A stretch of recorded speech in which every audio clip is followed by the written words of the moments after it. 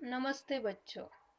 आज के इस वीडियो के माध्यम से हम वृत्तांत लेखन की जानकारी लेने वाले हैं। प्रश्न पत्र में वृत्तांत लेखन यह 5 अंक के लिए पूछा जाता है और कृति पत्रिका के प्रश्न क्रमांक 5A में 2 में वृत्तांत लेखन का प्रश्न होता है।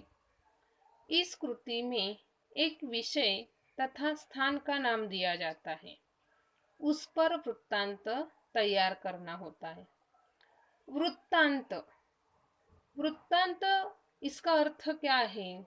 या वृत्तांत लेखन का अर्थ है कि किसी को सूचना देने के लिए किया गया किसी घटना का विस्तृत वर्णन यानी वृत्तांत लेखन।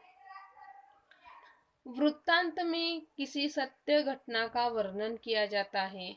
यह वर्णन क्रमबद्ध होता है, अर्थात जिस क्रम से पूरी घटना हुई हो उसी क्रम के अनुसार उसका वर्णन किया जाता है। घटना के प्रसंगों में उलटफेर नहीं किया जाता। इसके अतिरिक्त वर्णन इतना सजीव होता है कि पाठक के सामने पूरा चित्र साकार हो जाता है। वृत्तांत समाचार पत्र और सामयिक पत्रिकाओं के लिए तैयार किए जाते हैं। विशेष घटना या प्रसंग, शैक्षणिक या सांस्कृतिक कार्यक्रम, सम्मेलन या समारोह, नेताओं की सभा, दुर्घटना आदि के वृत्तांत हम समाचार पत्रों में देखते हैं। तो आइए हम वृत्तांत लेखन की जानकारी लेते हैं अधिक। वृत्तांत लेखन करते समय कौन सी बातें ध्यान में रखना आवश्यक है? वृत्तांत लिखते समय ध्यान में रखने योग्य बातें। 1. वृत्तांत को एक छोटा और आकर्षक शीर्षक देना चाहिए। यानी वृत्तांत को शीर्षक देते समय वह छोटा और आकर्षक होना चाहिए। 2. वृत्तांत में दिनांक, समय, स्थान, व्यक्ति विशेष आदि का स्पष्ट उल्लेख होना चाहिए। यानी वृत्तांत लेखन करते समय घटना का दिनांक, समय, स्थान और व्यक्ति विशेष की जानकारी देना आवश्यक है। 3. वृत्तांत वर्णनात्मक एवं रचनात्मक शैली में लिखा होना चाहिए। 4. वृत्तांत में घटनाक्रम के अनुसार और प्रभावशाली होना चाहिए। यानी वृत्तांत लेखन लिखते समय घटना के अनुसार हमें लिखना होगा और लिखते समय भाषा हमारी प्रभावशाली होनी चाहिए। 5.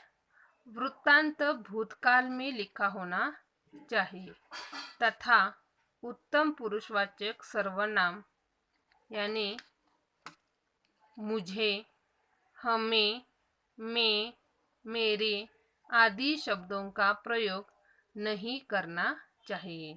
यानी हमेशा यह बात ध्यान में रखनी होगी कि हम घटी हुई घटना की वृत्तांत लेखन लिखते हैं, तो वृत्तांत लेखन करते समय वह भूतकाल में लिखना आवश्यक है। पुरुषवाचक सर्वनाम जैसे कि मैंने यहाँ पर दिया है कि मुझे, हमें, मैं पर ऐसे शब्दों का प्रयोग नहीं करना चाहिए। समारोह के अंत में समापन एवं आभार प्रदर्शन का वर्णन होना चाहिए।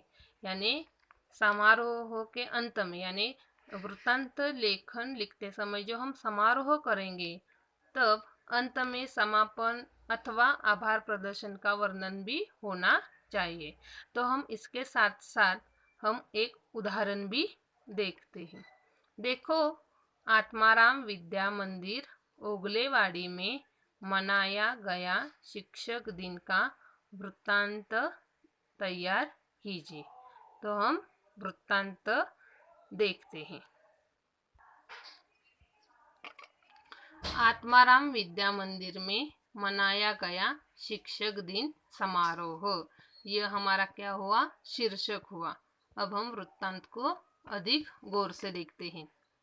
6 सितंबर 2019 को आत्माराम विद्या मंदिर ओगलेवाड़ी में शिक्षक दिन समारोह का आयोजन किया गया था।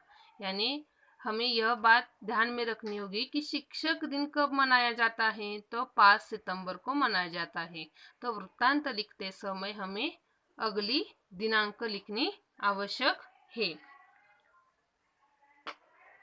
समारोह के अध्यक्ष तथा अतिथि के रूप में विद्यालय के प्राचार्य श्री यशवंत सुतार जी थे।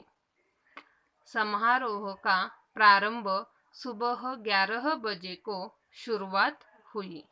इसके बाद सरस्वती पूजन और डॉक्टर सर्वपल्ली राधाकृष्णन की प्रतिमा का पूजन अतिथि जी ने किया।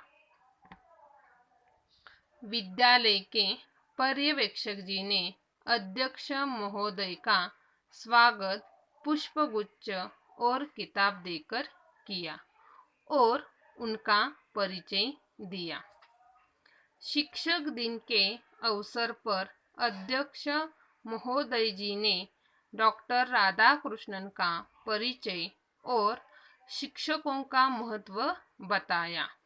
विद्यार्थियों की ओर से विद्यालय के प्रत्येक शिक्षक को गुलाब पुष्प और कलम भेंट दिया गया। कुछ छात्रों ने अपना मनोगत व्यक्त किया। विद्यालय के वरिष्ठ अध्यापक ने अध्यक्ष महोदय के प्रति आभार व्यक्त किया। कार्यक्रम का सूत्र संचालन श्री खाड़े सर जी ने किया। अंत में पसाय दान के साथ कार्यक्रम का समापन हुआ। यानी इस वीडियो के माध्यम से हमने वृत्तांत लेखन की जानकारी ली है। धन्यवाद।